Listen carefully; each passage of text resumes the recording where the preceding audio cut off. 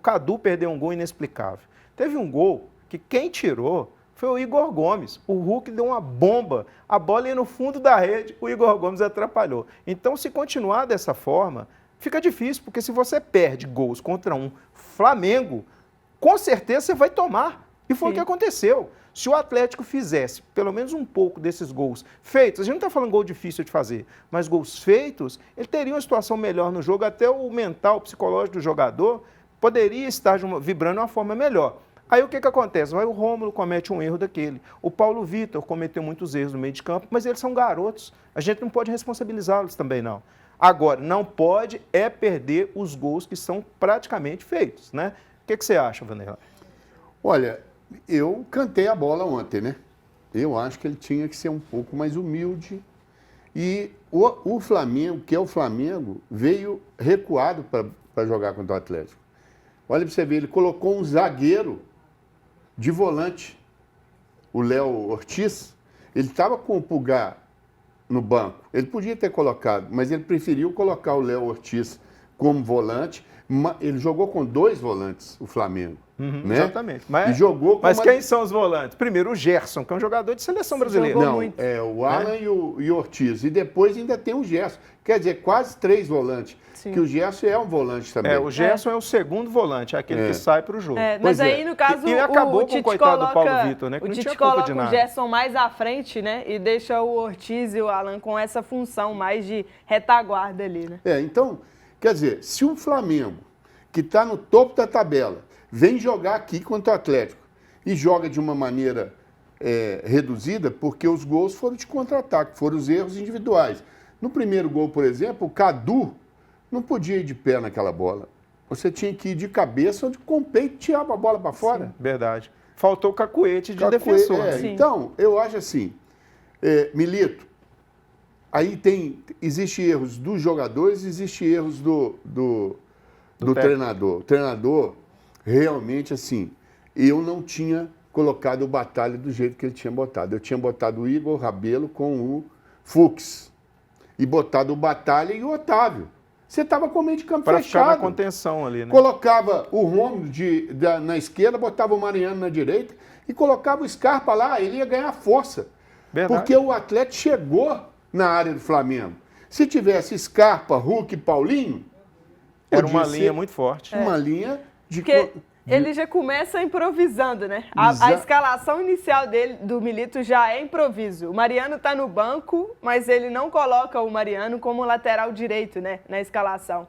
E aí também tem a questão do Batalha, improvisado também, mais como esse papel de zagueiro. E o Rômulo também atuando um pouco pela esquerda, na base do improviso. O Cadu, para mim, o Milito acabou com qualquer futebol que ele poderia exibir, porque colocou o garoto pelo lado e ele atua melhor como camisa 9. Sim. Então, por que fazer isso também, sabe? Eu acho que, eu entendo sim as situações dos desfalques, mas em alguns momentos a gente precisa questionar também algumas escolhas do Milito. Como o Vanderlei falou, você enfrentar um Flamengo é muito difícil. E você já sofreu um gol, você ainda vai querer partir 100% para cima como se fosse qualquer time? E os 2 gols foi pelo lado direito. Os 2 primeiros gols foi do lado direito, em cima do Scarpa. O gol de bola parada, talvez a gente pode até relevar. Mas o segundo gol e o terceiro, para mim, não tem a menor condição. Tu tem a questão tática, né? E o técnico Gabriel Milito foi questionado sobre as improvisações que ele estaria fazendo no time. Vamos ver o que ele disse, apesar que eu não concordo muito não, viu? Bueno, pero no es una improvisación esa. Improvisar es hacer algo que no se entrena. ¿No? ¿Qué es improvisar? Improvisar es hacer algo que no se entrena. Nos entrenamos. Y también te quiero recordar que Bataglia jugó de zaguero siempre que estuvo Otavio y no hace mucho tiempo atrás. Y el equipo en la Copa Libertadores de 6 jogos ganó 5. ¿Sí o no? Ahora se cuestiona a Bataglia de zaguero, pero cuando Bataglia jugó de zaguero en todos esos partidos, no era una crítica, era un elogio. Entonces, estamos hablando del resultado. Antes era elogio porque ganábamos y ahora está mal porque perdimos. E o Givanildo, mais conhecido como Hulk, deu uma declaração após a derrota para o Flamengo. Vamos ver aí o que ele disse, né? Vamos abrir as aspas para o grande ídolo atleticano. Está no plasma, função que não é acostumado a fazer e que a gente tem que fazer devido às responsabilidades que tínhamos. Mas é assumir a responsabilidade, tem que dar a cara a bater. Com toda a humildade do mundo, pedir desculpas aos nossos torcedores que não merecem passar por isso. Aí eu concordo com ele. A torcida não merece passar. Agora também, gente, a gente tem que falar, não é um terreno arrasado. Perder para o Flamengo, praticamente todos os times do Campeonato Brasileiro vão perder. Agora, existem as circunstâncias que devem ser corrigidas, né, Sara? Perder para o Flamengo pode, mas perder por 4-2 em casa, aí realmente não é qualquer derrota. Seria pior ainda se fosse 0, né? Exatamente. Aí seria mais bravo ainda. Mas ainda assim o sinal de alerta tem que ficar bem aceso. Tem que ficar. Eu acho que agora o Milito, até aqui, até antes desse jogo, até as 9h29 de ontem, 21h29 de ontem, ele poderia não ser questionado sobre essas improvisações que ele teve que fazer, talvez por conta de circunstâncias, lesões, desfalques, enfim. Mas depois desse jogo ele passa a ser questionado por isso. Eu acho que vai acontecer com uma frequência maior, como esse questionamento aí na coletiva.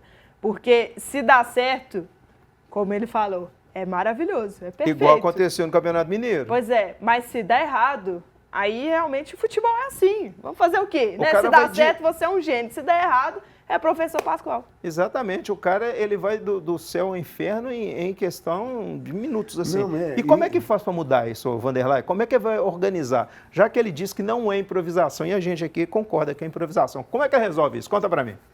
Olha, eu não sei, eu vou botar uma interrogação aqui. Diálogo, sabia? Os jogadores têm que conversar. O jogador tem que abrir, olha, não está dando, está difícil. Se você colocasse assim, se a gente entrasse assim, acho melhor a gente jogar desse jeito. Alguns jogadores que ele mesmo respeita, ele pode ouvir, tipo o Hulk, tipo o Pablo Batalha. Então, esses jogadores têm a oportunidade de chegar perto dele e falar assim, olha, se ontem você entrasse assim e eu ficasse ali na cabeça da área, ali com o Otávio, a gente podia ter segurado melhor. Se a gente colocasse lá o Hulk e fosse, ó, eu preciso do Scarpa do meu lado aqui, ó, porque eu acho que nós vamos ganhar mais força. O que você acha que ele está ganhando lá atrás, nós vamos ganhar em dobro aqui na frente com ele aqui, entendeu? É um tipo de conversa assim, só alguém para conversar, porque se ele dá esse tipo de conversa, tem que conversar, a não ser que ele seja... Cabeça dura. Não, rígido, né? Ele não conversa. Aí não tem jeito. E o Atlético comunicou nessa quarta-feira a saída do diretor de comunicação, André Lamounier, agora abrindo aspas, né, para parte da nota do clube.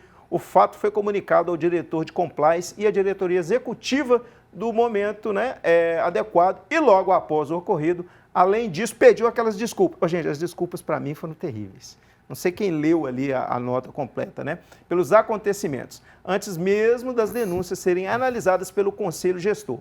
O diretor tomou a decisão pessoal de pedir a demissão sob a alegação de preservar, abre aspas, ali, a sua família e a sua instituição. Sara, aqui, vou falar a verdade. Na nota, tem mais um pedaço da nota. A nota é grande, né? Que diz o seguinte... agradecendo ao Lamounier pelos serviços prestados relevantes.